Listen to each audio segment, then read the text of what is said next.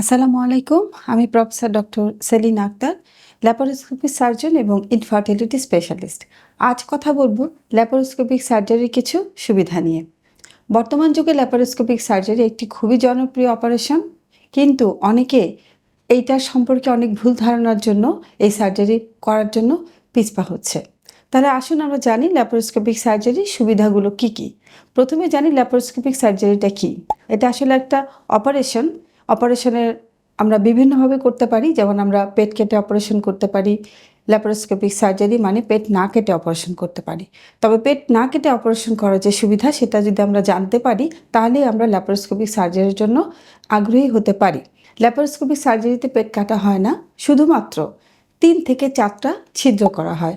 সেখানে আবার ছিদ্রের যে পরিমাণটা সেটি হচ্ছে 5 মিলিমিটার। তো এই 5 মিলিমিটার ছিদ্রের মাধ্যমে বিশাল বিশাল অপারেশন আমরা করে আসছি এবং সেটি খুব ভালো মতো করে আসছি।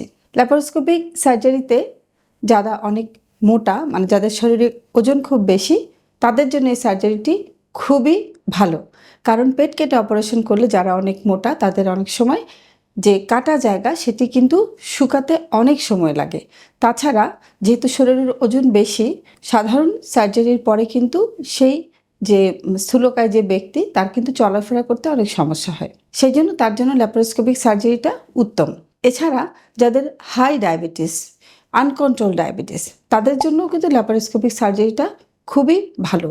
কারণ ডায়াবেটিস রোগীদেরও যতই ব্লাড সুগার আমরা কন্ট্রোল করে রাখি না কেন, অনেক সময় কিন্তু ইনফেকশন হতেই পারে। ল্যাপারোস্কোপিক সার্জারিতে হাসপাতালে কম সময় থাকতে হয়। যেমন আমরা যদি পেট কেটে সার্জারি করি সেখানে 3 থেকে 5 দিন তাকে হসপিটালে থাকতে হয়।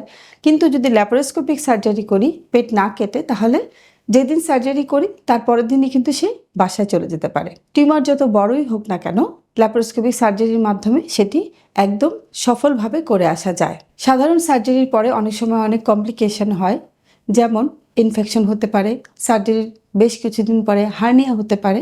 সার্জারির জটিলতাজনিত কারণে পেটের মধ্যে যে নাড়িভুঁড়িগুলো থাকে, যেমন ব্লাডার, ইন্টেস্টাইন, একটার সাথে একটা কিন্তু জড়িয়ে যেতে পারে।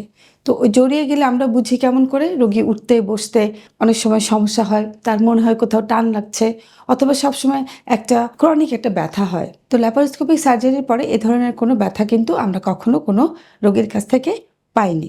তারপরে আসুন আমরা যখন অপারেশন করি, বড় করে পেট কাটি এভাবে অথবা লম্বাভাবে, সেখানে কিন্তু একটা বিশ্রী দাগ পড়ে যায়।